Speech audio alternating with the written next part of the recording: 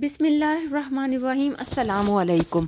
तमाम तारीफ़ें अल्लाह तबारक ताला के लिए और सलातुस्सलाम हमारे प्यारे आका हज़रत मोहम्मद मुस्तफ़ा सल्लल्लाहु अलैहि वसल्लम के लिए।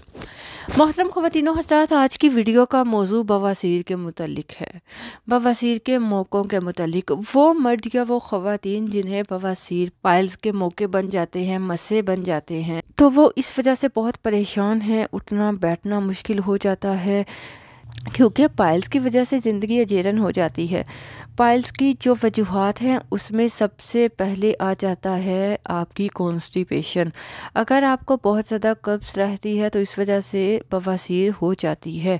इसलिए कॉन्स्टिपेशन को ठीक करें तो ऑटोमेटिकली आपकी पाइल्स, आपके मस्से, आपका जो बवासीर का मसला ठीक हो जाएगा। इसके अलावा मैदा ख़राब रहने की वजह से और पानी का कम इस्तेमाल करने की वजह से, इसके अलावा बहुत सारी वजूहात इसकी होती हैं।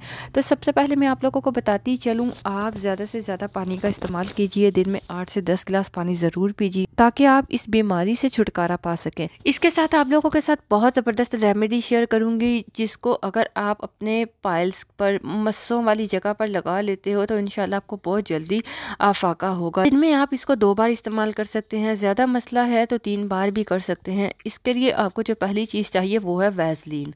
आपको वैसलीन चाहिए, ये आपके बवासीर के मस्सों को ठीक करेगी। एक बाउल में आधा चम्मच ले लीजिए वैसलीन। दूसरी चीज़ जो आपको इसमें मिलानी है वो है टर्मरिक, हल्दी, टर्मरिक पाउडर। हल्दी का पाउडर आपके जो मस्सों की जगह है उस पर जितने बैक्टीरिया जमा हो चुके हैं उनको रिमूव करेगा, किल करेगा और आपके मस्सों को ठीक करेगा। आधा चम्मच वैसलीन में आपने चम्मच का चौथा हिस्सा, बल्कि आप कह लीजिए 1 चुटकी, आपने हल्दी पाउडर मिलाना है और इन दोनों चीज़ों को अच्छी तरह मिक्स कर लीजिए। अगर आपको लगता है कि ये ठीक से मिक्स नहीं हो रहे तो आप डबल बॉयलर मेथड के थ्रू भी इसको हीट करते हुए मिक्स कर लीजिए। उसके बाद इसे आप अपने मस्सों वाली जगह पर लगाएं। इंशाल्लाह इसके इस्तेमाल से आपके बवासीर के जो मस्से हैं वो झड़ जाएंगे और इंशाल्लाह पाइल्स का मसला ठीक हो जाएगा। लेकिन इसके साथ साथ आपको फास्ट फूड, तली भुनी चीज़ों से परहेज़ करना है, पानी का ज़्यादा से ज़्यादा इस्तेमाल करना है ताकि इंटरनली आप अपने मसाइल को हल कर सको, तो ये जो एक्सटर्नल मसाइल है वो भी हल हो जाएंगे। अपना ख्याल रखिए, दुआ में याद रखिए। इजाज़त चाहूँगी। अल्लाह हाफिज़।